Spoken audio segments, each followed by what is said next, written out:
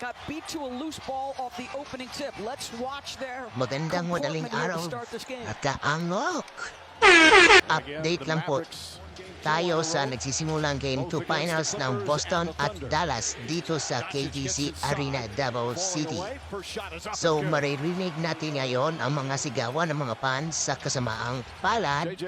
Hindi tayo makakapasok dahil hindi natin ma-afford ang entrance dahil hanggang pangsabuman lang po yung kaya natin.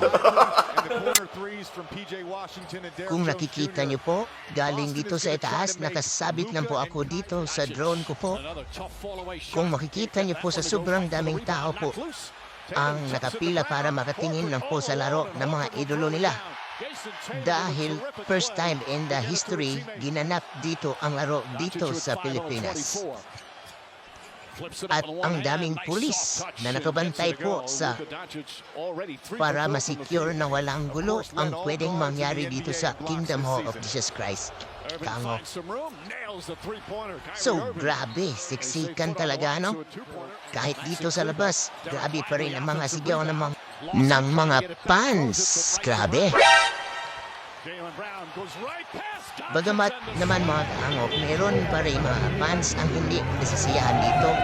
Mga kaangop, may na-interview po ako kanina.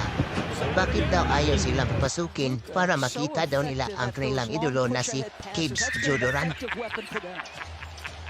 So dito nga makikita nyo tumatakbo ako dahil marami napupustahan dito sa itaas.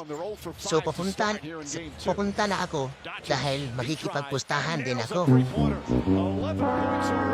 May naririnig akong Dallas, Boston.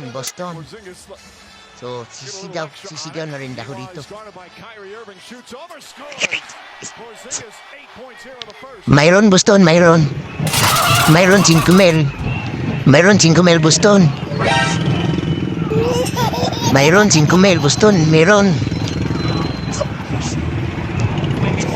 So yan lang po ang update dito sa Kingdom Hall of Jesus Christ, mga kaanghok.